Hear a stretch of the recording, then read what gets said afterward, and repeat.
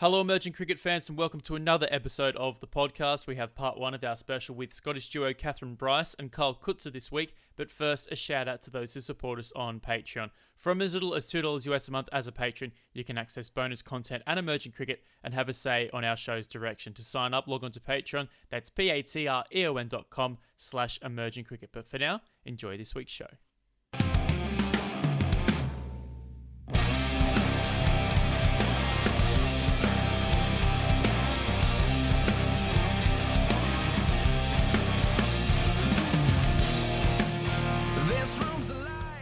Hello and welcome again to the Emerging Cricket Podcast online and on Sport FM in Perth. I'm Daniel Beswick. I'll be joined by Tim Cutler and Nick Skinner in a few moments' time to chat to Coetzer and Kathryn Bryce. But first, some news in the emerging game this week. Nepal's T20 International Series in Qatar, scheduled for next week, has been postponed due to increasing COVID cases and after consultation with the Ministry of Public Health in the country. It was to be new Nepali head coach Dav Watmore's first tour at the helm.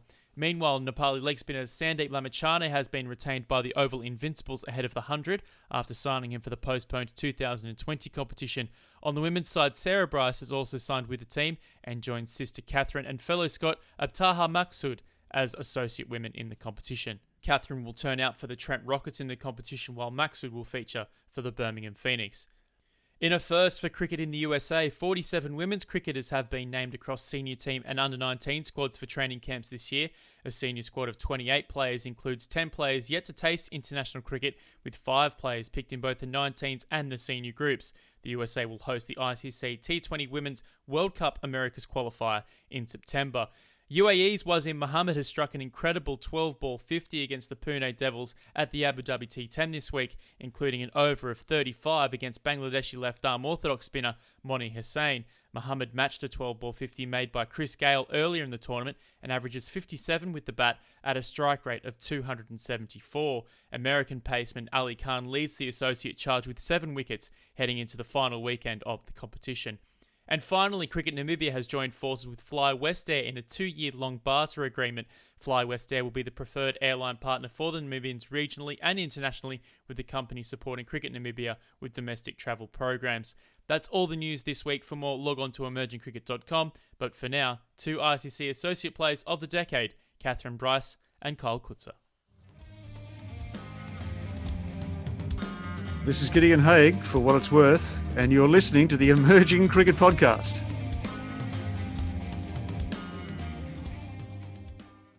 Well, there were 2 ICC Associate Players of the Decade award winners, and we're lucky to have both of them on the show this week. The customary welcome team. Ooh. It's a Scottish double on the show with Kathryn Bryce and Coetzer. Guys, welcome to the Emerging Cricket Podcast. Thanks very much for having us. Cheers. Thanks for having us. I suppose the first question, both of you guys crowned ICC Associate Players of the Decade. Kathryn, I'll start with you. What were the feelings when you scooped up that award? And for both of you, I suppose, it was quite a Scottish presence, even in the nominations as well. So from a Scottish point of view, it was great. But Kathryn, personally, how did you feel when you were given that accolade? Yeah, I think it's just a real honour, really, to know that you've kind of been recognised for the award, not just for the year, but kind of a longer period of time. And like I said, just with lots of Scots in the nominations, I think it's just kind of shown how Scottish cricket's grown over the last 10 years. Yeah, and I think it's brilliant for that. Before this year, probably didn't really know that existed. So yeah, just when we first heard about it, yeah, it was just really exciting thing to get. Kyle, I'm guessing that you would have taken time out of your day lifting your cement bags in the backyard from your vigorous home training regime when you found out the news. Yeah, that vigorous home training regime. Yeah, it's going really well at the moment. Yeah, it was obviously really, really nice to be recognised in that way. And Kathryn's put it nicely in the sense that it's good that Scottish cricket has been recognised so well throughout the nominations and in the end some of the awards. So very special, and yeah, it's just something that I guess myself and Kathryn will treasure for a long time yet. And yeah, I'm with her. I didn't know whether those awards actually existed and if they did, or did they just make them up because everyone was in lockdown to try and keep everyone occupied. So there we go. Now, come on, it's the first time I've ever been involved in one of these. It's obviously the most important thing they've ever done. But Mike, so how did you find out? Did you find out with a package being delivered to your door and you open up and it's this painting of you? Or how were you informed? Because I think all of us have never won anything in their lives and never been voted for anything. So how did the process go? Kathryn, I'll let you go for it. So Paul called me up and let me know that I'd won the award and it was going to be announced on this day and to expect a package arriving at some point in the next few days or something. And he said it was a bit of art and I wasn't really sure exactly what to expect when you get a piece of art through the door. So I was actually quite surprised when I opened it up and saw that it was actually I think it was commission painting of us. So yeah, no, it was actually quite special seeing that. Because I'm not really sure what to expect. So, yeah, no. So, did you hang it up? I was going to ask the like same. in your own homes? Like you just have a picture of yourself? Yeah, that's ultimate. Still trying to decide where it goes. My experience was fairly similar with Paul McCarry. Kindly phoned me up and said, look, there's something potentially coming your way. Not really allowed to announce it, but what's your address? That was pretty much the long and short of it. Yeah, that doesn't sound dodgy at all at these times, does it? Yeah. It is kind of sitting up somewhere in one of the rooms in the house, but I've got to say the color coding doesn't quite go because mine's a bright yellow and orange type of picture and I'm actually playing a really nice thick inside edge through mid-wicket, no doubt, in the picture. So mine hasn't quite found its home yet, but it did come with another 25 copies or something. I don't know if yours came with another 25 copies. Yeah, loads of little prints of it. Nice Christmas present coming up for 2021 for all your friends and family, I suppose. Yeah. A token giveaway for anyone, but no, obviously really, really nice to get those though. I was just going to ask, this is probably a point of conjecture, but both of you are all-rounders. Kyle, you might probably tell people that you are. Although I have seen a few... He's my favourite, definitely. I've seen a few of those medium paces being rolled out again. Are there any plans to get into the bowling crease for the national side again? Well, I've just been watching the T10 and I think it's Ansari from Oman, Yes. who's, I would say, slightly older than me from what I remember his age being. But he's running in nice and gentle and then just slinging down some round arms. So I reckon there's still maybe an opportunity there to get it underneath the bat, possibly. So any opportunity to bowl, might bring them up at some stage. In terms of you guys now in 2021, and we know the situation, we've talked about it at length, and we know that, some places have coped with it worse than others. Paint us a picture of what you guys are doing in your winter at the moment to kind of prep for the future. Kathryn, I'll start with you. Yeah, I think it's quite difficult in Scotland at the moment. There is the opportunity to still train, but it's just finding the facilities to get in, because obviously the main base that we have at Cricket Scotland is in a school, and that's obviously shut down at the moment. So facilities are difficult to find in Scotland, but I'm lucky enough to be down in Loughborough at the moment because we're at university and we're still able to train here on the elite programme. So the gym's still open and we're still able to get in, and we're in like small bubbles, about 5 or 6. But I think to still be able to actually bat and bowl and get into a proper gym as well will make a big difference. But I think it's a real struggle in Scotland to kind of keep everyone going, because obviously there's a long winter from last time, a little bit of cricket in the summer, and then there was a bit of training towards the back end and start kind of going into when we're supposed to go away in November time. But there's not been a massive amount of time for people to get in. So hopefully things will open up a little bit more, but it'll be a big effort from the girls to kind of keep themselves going at home and be ready to go as soon as we're able to get back in.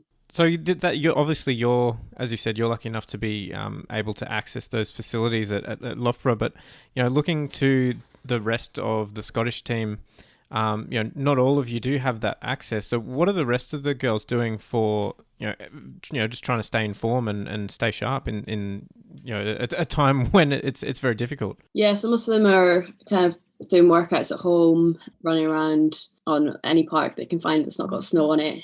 But I think it's just trying to find little ways, whether it's just getting out in the garden, turning your arm over, or just like catching a few balls against the wall. I think a few people doing a bit of shadow batting and things like that, just to kind of keep your eye in as much as possible and just be as ready as possible for when you can get back outside again. You're down in Loughborough playing Rachel Hayho Flint Trophy cricket as well with your sister. How important has it been for you guys? You guys are probably some of the luckier associate cricketers who have been able to play, I suppose, some full member domestic cricket. You guys performed excellently in that particular tournament. How important is that to kind of keep you, I suppose, going as well, knowing that you've got that to back on, and I imagine some great coaching and great facilities there too? Yeah, I think it was really important in the summer to have something to aim for towards the back end. And yeah, it kind of gave a big focus to this winter as well. And we've got great coaching down here. And obviously we've got kind of that programme set out for this summer as well. So just kind of having that focus throughout this winter, kind of leading into that, I think is really important. Bez mentioned, having something to play for.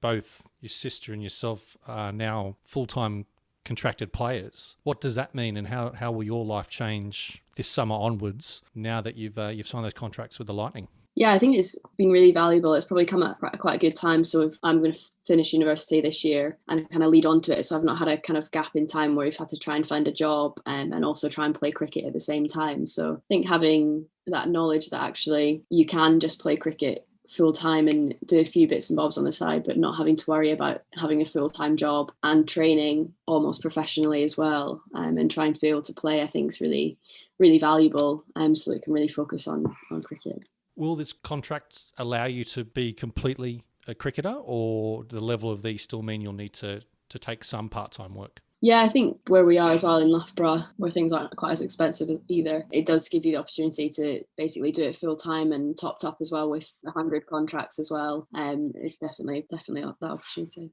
And just sort of looking a bit to, obviously the rest of the team who aren't necessarily able to say that they have these contracts, how does that affect the standard of play? Because obviously a team like England, all of their players are professional and they can focus full time, whereas a lot of the Scottish players do have to have other jobs, and that, I know that they do train a lot, but just that having that dual focus would definitely reduce their ability to concentrate on cricket. Yeah, definitely. I think it's always been quite difficult. I'm probably been lucky over the last 10 years or so. There's been quite a few people coming through like the education system and things like that. So you've been able to kind of focus a bit more on cricket. But there's definitely more people now. Like when you come out of that, there's a point where you've got to not necessarily pick, but you've got to start focusing on a bit of a career as well. I think it just takes a lot of dedication from the girls to give up pretty much every single weekend that they've got to be able to train, but also coming in the evenings after they've worked, and also finding time before or after work to get to the gym to be able to kind of keep up the level of training that's needed to play cricket. On the other side, Kyle, I think to your time in county cricket, and now in the world that we are in, and with the ECB being the way that they are, it's been really difficult for a number of players from associate countries and playing for associate teams actually really struggle to find themselves picking up work in the county system, which at one point there was almost a staple for yourself and a few other players. And to have that taken away from you, and I know we talked about this at length in previous shows, but how much does that affect you personally, and how does that shape what you intend to do with your cricket, into the future? Yeah, the opportunities, especially now, are obviously very, very limited, but trying to find avenues for players to develop in the male and female game is something that Cricket Scotland need to consider very, very carefully.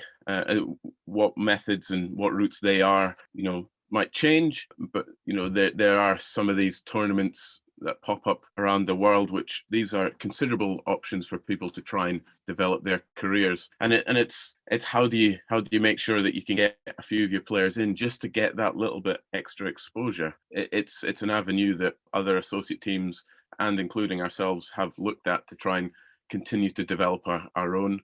And it's about playing cricket, finding opportunities, finding games, finding competition, finding pressure for players to learn to play. Even if players are traveling the world to be overseas pros, for example, or players travel to play as a pro in the English leagues or somewhere else in the country, perhaps, or somewhere else in the world. So I know players are certainly finding it tougher to find county opportunities for one reason or another, but that's just another evolving hurdle that we have to deal with in associate cricket. I think looking now, we have the Abu Dhabi T10 that's going on at the moment, and we'll probably talk about that at some stage and how that affects things. But I think back to a year or so ago when we talked about the Global T20 in Canada, and that was a great opportunity, it seemed from the outside looking in, for a number of players from the associate world to pick up a contract, play in a tournament. But unfortunately, it didn't exactly turn out like that. And FICA have come out with some pretty damning evidence in regards to players' payments or a lack thereof. And you and the likes of Anshi Rath and other people that we've spoken to found financial hardship being in that situation where contracts weren't adhered to by employers, and it left a lot of you guys in the lurch. So what was it like to be given that opportunity, to be sort of thrown that opportunity, only to have it, a negative ending to that story? Yeah, look, it throws in unnecessary pressures and challenges that you would rather not have. You're going away to try and compete and ultimately show what you're capable of, and growing your career and your reputation. But it's also the associate players, especially, who get one chance in a blue moon sometimes at these tournaments. It's playing with guys' livelihoods as well. So yeah, it's unnecessary. I suspect in a lot of cases it's probably just a little bit of organization and attention to detail that goes missing at times. But on the flip side, I guess it is an opportunity for people to show what skills they have when they do get on show.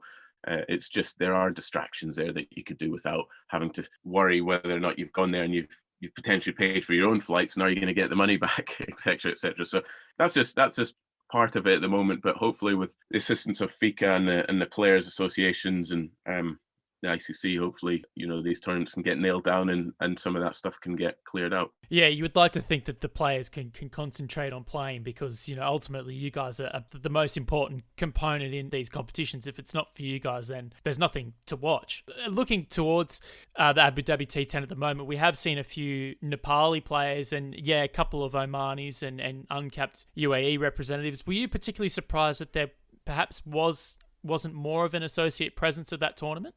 Yeah, I guess got to be a little conscious with what I say around this, because there are a lot of UAE players in the tournament, which makes sense because it's in the UAE, obviously. So there is a pretty strong associate presence there. But in terms of in many ways, it seemed a bit of a closed door. My involvement there, and there's a couple of other people that I know were in the draft, perhaps, and it seemed as if players already had a shoe in through contact or other. So it did seem a little bit of a closed door, and there were certainly some interesting picks. So yeah, I guess that's just frustrating, from a Scottish point of view. But I'm always one to be pushing the cause of associate cricket as a whole, and it would be nice to see players from all countries getting an opportunity, because you've seen how, especially a couple of the UAE players have really stood up, I think, which has been good to see.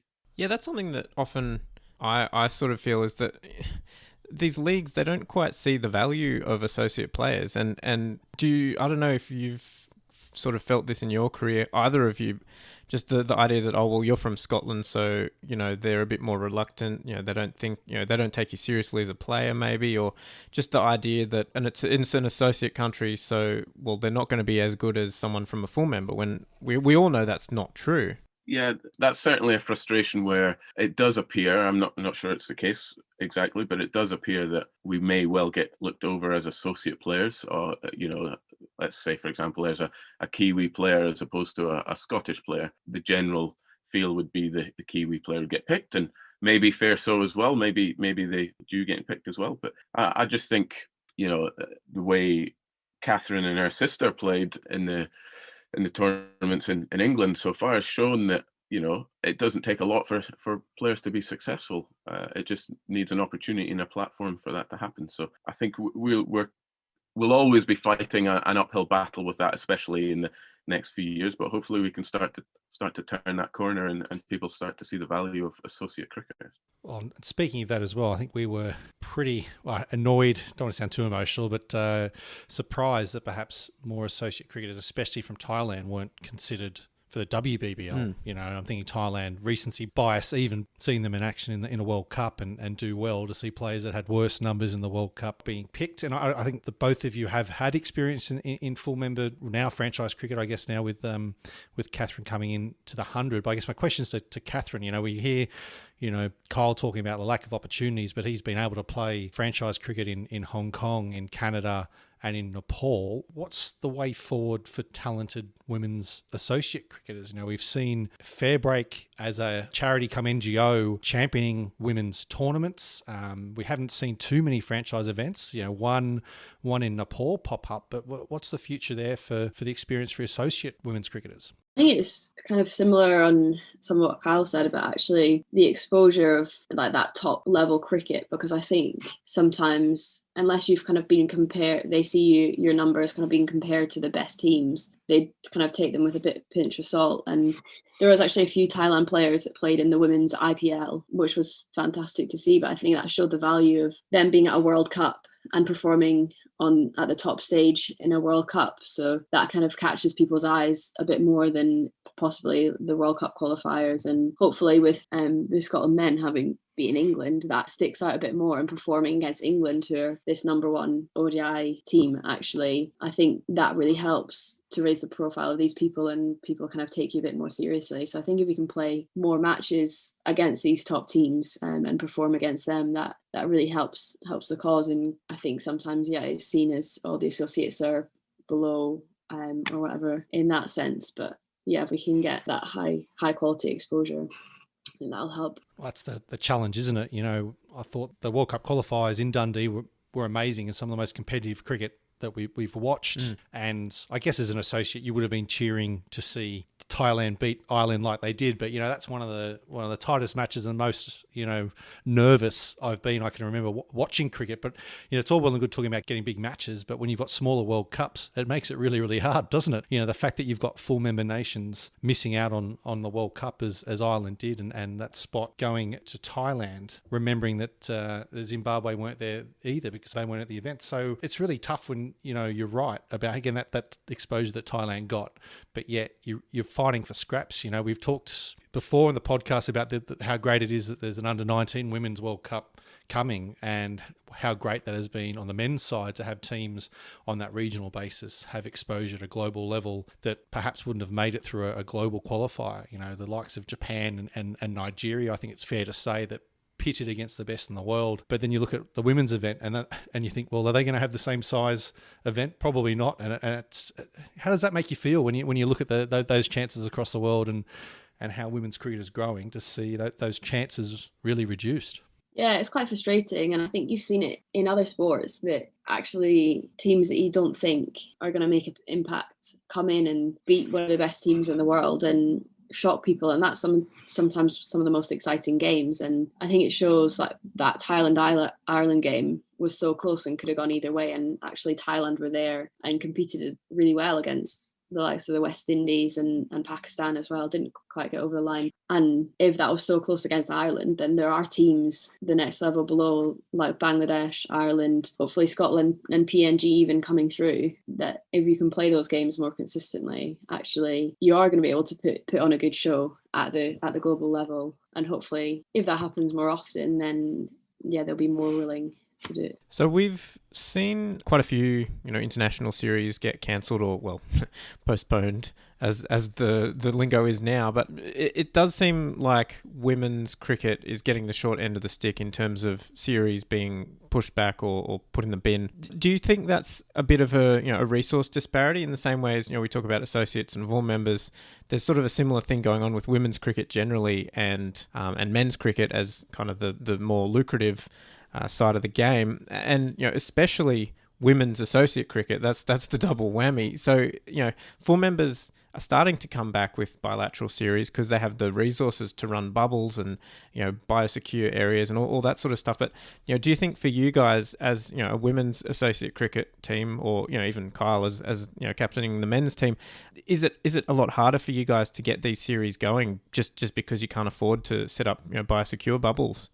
Yeah, I think so. I think it's really difficult. Like you said, you're not able to kind of put together that isolation kind of pre and getting there and being in biosecure bubbles. So there's not the same kind of security around like the safety of everyone traveling and going away. So I think that's obviously really challenging at the moment. Yeah, and until your budget kind of doubles or triples to be able to do that, I think it'll always be quite challenging to get away. And yeah, like with the men's stuff, obviously that's probably going to bring in more funding from TV rights and things like that. So it's probably at the moment that's what the biggest challenge is. But I think the ECB did it really well last summer in terms of really championing women's cricket and said, actually, we're going to stick to what we said, and kind of contracted the 5 players that they plan to, and put a real effort into getting the women's competition off the ground. But again, it's a bit easier when you've got a bigger budget there. So I think for all the associate nations around the world, it's a lot more challenging at the moment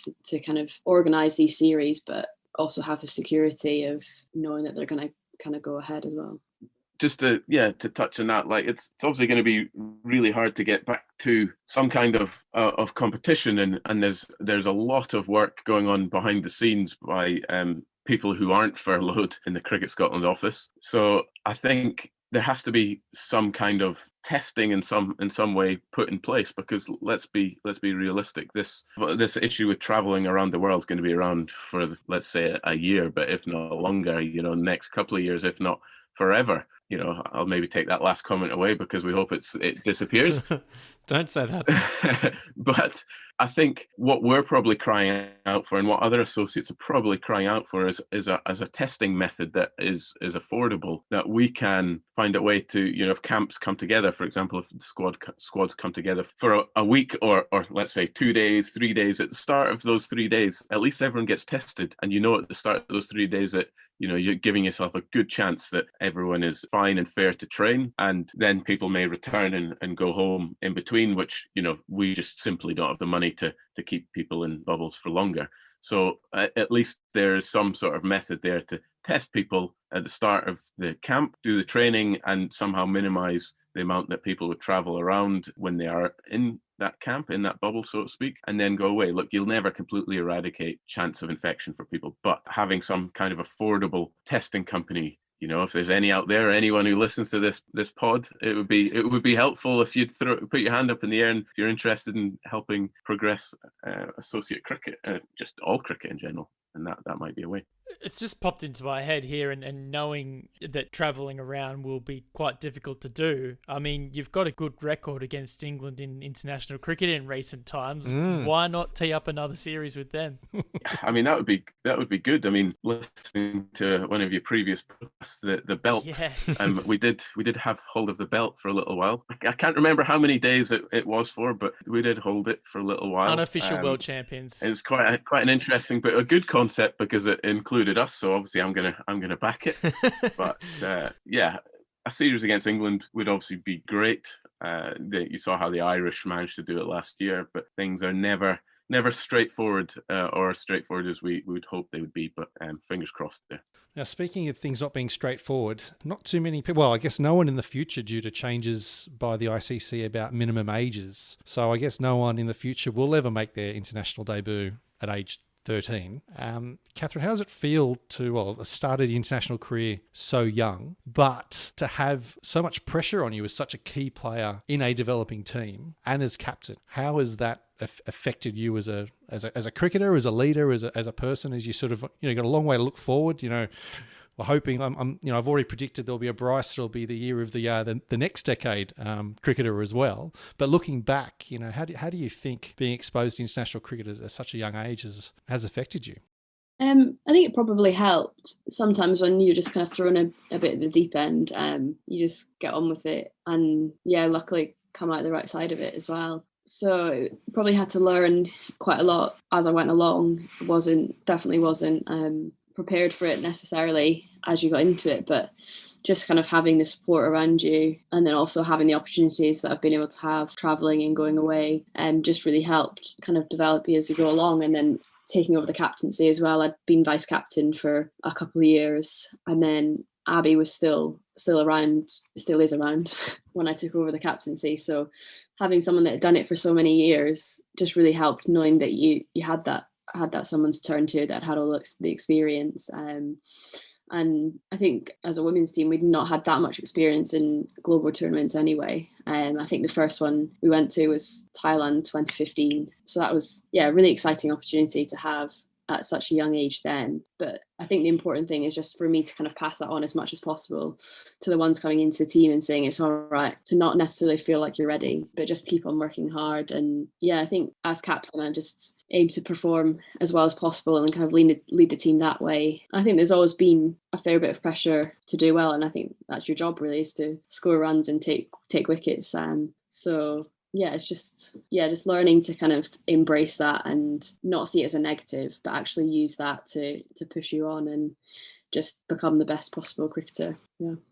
Looking back, and we did talk about franchise cricket a little bit earlier, you were an associate rookie for the Stars, the Melbourne Stars in 2016-17. What did you gain out of the lessons there? I know it's not a particularly long time to be with that group, but I'm sure you would have taken a lot in at that point. Yeah, definitely. Just kind of being around that professional setup. The Super League was fairly fresh still at that point in England, and I just kind of started at university. So being able to go and experience that sort of competition, which was very high intensity, and everyone was already really professional over there. I think a lot of their state players were also professional cricketers. So just to kind of be around that environment and know where you needed to get to be able to perform at the best level, just kind of took a lot from that, but also just learning about how to learn off people as much as possible and kind of take in as much as possible in such a short period of time.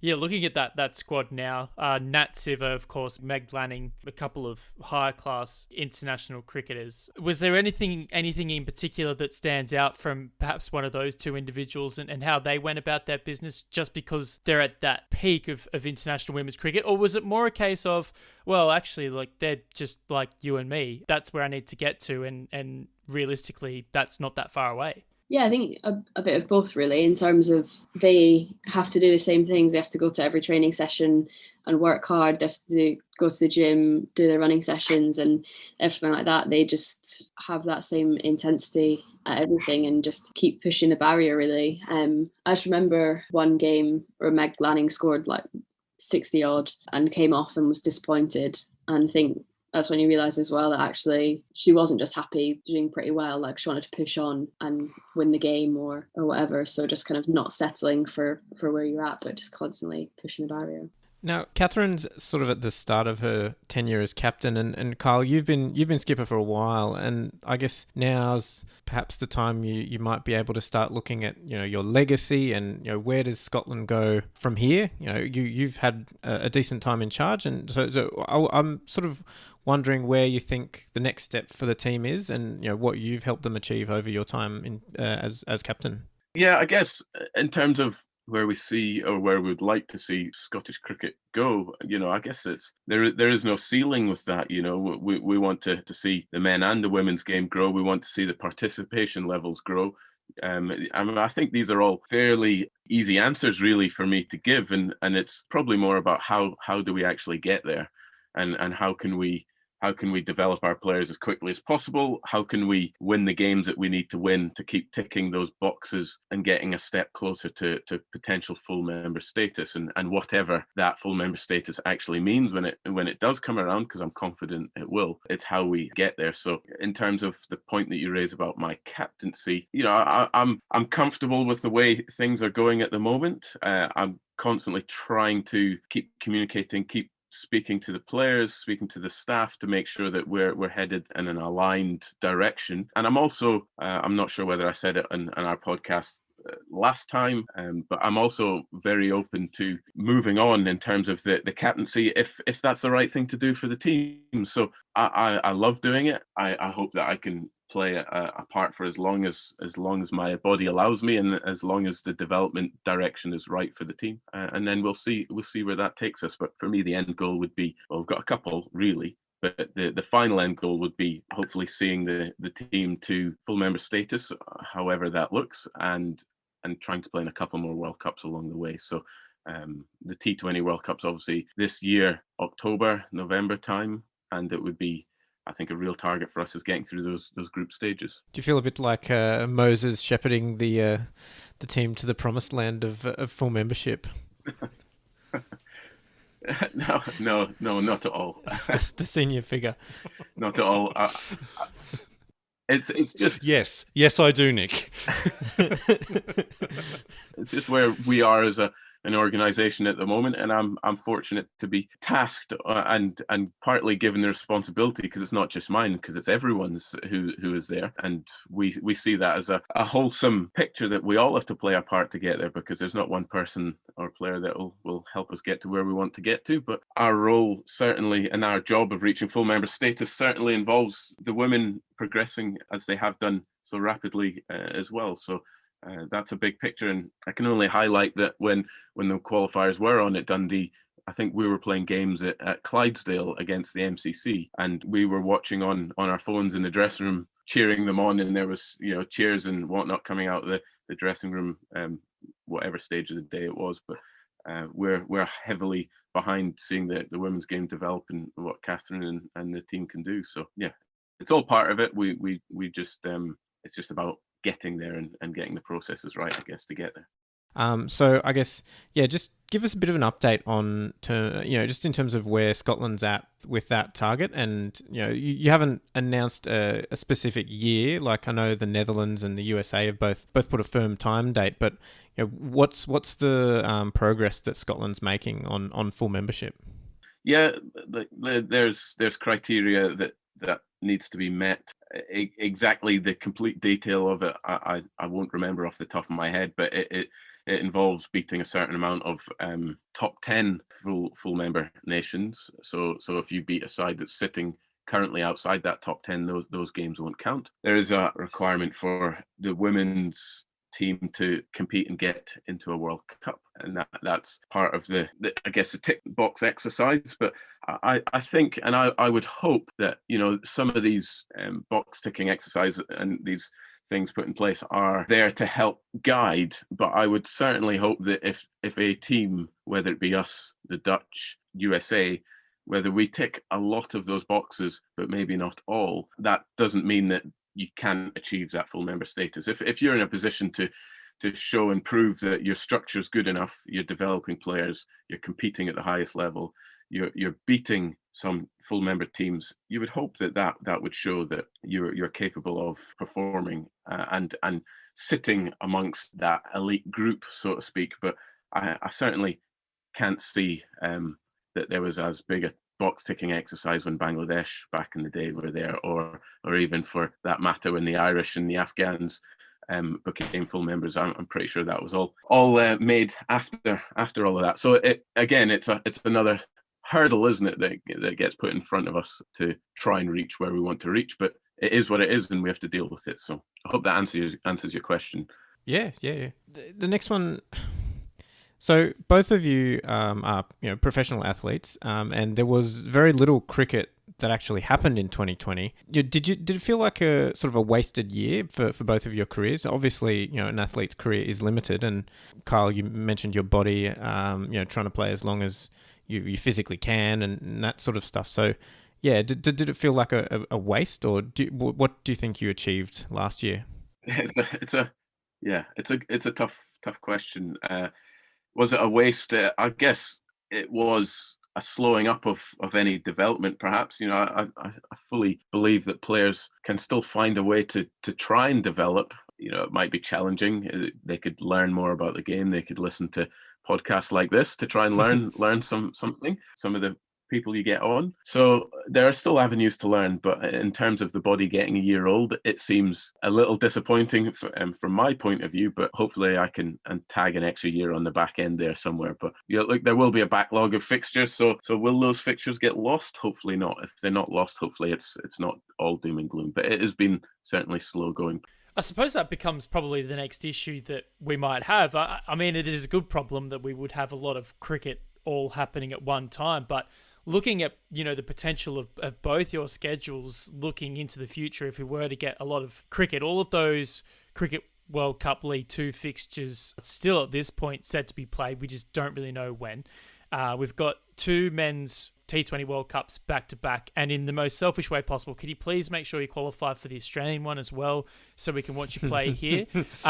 Sorry, that's just an aside. But Kathryn, for you guys as well, not only are there World Cups around the corner, there's the Birmingham Commonwealth Games, and qualifying for that will be really tricky as well because of the number of teams. It's even more constricted than the World Cup, and we know the situation with the West Indies, but even trying to find a qualifier to come out of there. Is there going to be an issue down the line where you go from having not enough cricket to all of a sudden being just bombarded with this game, and then after it, you almost turn to yourself and think, oh, I actually need a break from this sport. I need to do something else? Yeah, possibly. It does seem that there's quite a lot of different things coming up that are to be played, but nothing really completely set in stone as to exactly when it's going to be. But I think it's just really exciting to have the opportunity to have all these things. So hopefully it comes at a good time and everyone in the team's in a good place, and we've had the opportunity to kind of prepare for those sorts of fixtures. And yeah, it's obviously challenging. It'll be challenging to qualify for the Commonwealth Games as well, but I think if we could do that, then that again, the increased exposure to something quite different.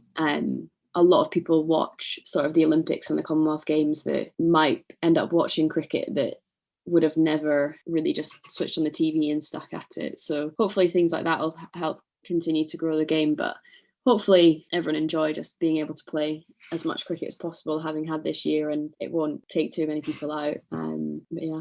Just thinking and you brought up the Olympics, and I know Scotland's situation is a little bit different being part of Team GB, but if cricket was to be an Olympic sport, Kyle, how important do you think that would be in driving this vehicle of cricket, on a global stage? Yeah, it'd be huge, wouldn't it? It would obviously bring in extra funding options to help grow the game and increase participation, and I think it's just get the game on TVs for people to watch. I always remember as a youngster the impact that had in me when I saw Scotland competing at a World Cup. And obviously the Olympics would be slightly different to that, but I think it's an avenue that seems to have been missed, or an avenue that's been quite tricky to get into, possibly. But it's one that's a necessity, and I think it'd be amazing to see the sport at the Olympics. And just thinking of that 99 World Cup, the likes of Hamilton and a number of those players who stood up and represented Scotland on the world stage. And again, for many people, that's probably the first time they potentially saw Scotland on TV. And you guys have had your own sort of famous televised moments as well. So is it almost a bit frustrating that, you guys have kept delivering on the world stage, but potentially the opportunities haven't quite been as forthcoming as they potentially should be? Yeah, look, it's been a strange... Well, actually, before I say that, the impact that 99 World Cup did have for me, and I mentioned it recently, and I'll admit it now, that I actually had one of my passport photos taken with one of the Scotland 99 shirts on. So for years I had that photo in there. Amazing. It's such a good shirt too. So the impact it had on youngsters, I guess that was the first real sort of exposure for Cricket Scotland on the world stage. But yeah, those tournaments are huge, and it's great to see moments of your country playing on the TV and giving the option to the people in your country to be able to watch it, and the people around the world, because there's some great followers of associate cricket. Speaking of the tough World Cup qualifying campaign in Zimbabwe, where we ended up not quite getting through after losing to the West Indies in a rain-affected game in the end, and the following and the news and the comments people were sending myself alone were just pretty spectacular, really. So the following for these tournaments are massive, and the drive that and the exposure that it gives us as players is huge, and it's the only way forward, really. So hopefully finding avenues to get associate competitions on TV more regularly, any bilateral series that go on, get them up streamed. I think these are vital to continue growing the game. Can I ask just a question for me, because obviously it's your job to find out all this really interesting content for your listeners. Are you constantly following and reading all the articles out there, or are you because you seem to be on point every time, or majority of the time, with a lot of the content how do you keep up to speed with it? I know I've got 2 kids running around. They're just trying to find. This is the first time someone's turned it around on us. This is great. Carl's doing the interviews now. Yeah, I'm just interested because I've got 2 kids and do various other things to keep myself busy, lines of work and stuff like that. But I don't know how you guys keep up with all the detail all the time. What's going on? Do you just? Well, I've got 2 kids too, and you're talking to them on this podcast.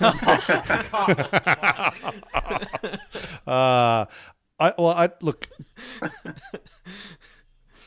Answering that for the 3 people on this, you've got Nick, who not only edits the podcast that everyone's listening to, and a funny story about that is that we were approached by a pro audio engineer who said, look, whoever is producing and cutting your podcast at the moment, I know I can do it for half the price. What's half of zero? Does he pay you? Does he pay you? I don't think he can. So what a great, exactly, a vote of confidence for his. So, and also writes the Global Game articles for the ICC every week. So he has to be on top of that, because a lot of the time those stories are what we haven't covered and stuff that have just been picked up. And Bez and I do a lot of the editing of all the stories that come through emergingcricket.com as well. So there is a chance that one of us has seen everything that we've written, and also in Nick's case, what we haven't written about, what hasn't made the funny pages of EC. So I think it's fair to say that we're obsessed. Kyle is probably is the answer to that. So cricket tragic. Yeah, but I'll take that. I'll take that as a compliment from you, a backhanded one. But I'll take it when you can. But no, but look, we're just the pointy end of it as well. Like behind us, there's 20 volunteers around the world producing content, interviewing players, writing stuff for EC. It's just that lucky that it all filters through us. So if it wasn't for them, it would, we'd be a lot less informed. And I guess that's the whole point of it as well, to get those stories out. But thanks a lot, Kyle Coetzer. Yeah, I think it's it's a great podcast. Obviously, It's good the exposure that you're trying to give the emerging cricket. So well done to you guys. Good work. Thank you very much, Kyle. It is much appreciated. But we wouldn't have much to talk about if there weren't, heroes really of the game like you both out there. Well, I think I'll be more than happy, Tim, to send you through one of those excellently color-coded images of my thick inside edge through, so you can stick it on the background of your podcast one day. Well, Kyle turning the tables and asking a question to us concludes part 1 of our chat with him and Kathryn Bryce. We'll have part 2 next week on the show. Make sure to subscribe to the Emerging Cricket Podcast if you haven't done so already, so you can tune in as soon as it drops every week. Pass the pod around and make sure to give us a 5-star review. If you want to support us financially, go to Patreon. That's patreon.com/Emerging Cricket, where you can support us from as little as $2 US a month. You'll get extended cuts to a number of our shows, and you'll have a say on the show's direction. For now, on behalf of Nick Skinner, Tim Cutler, and myself, Daniel Beswick, see you next week.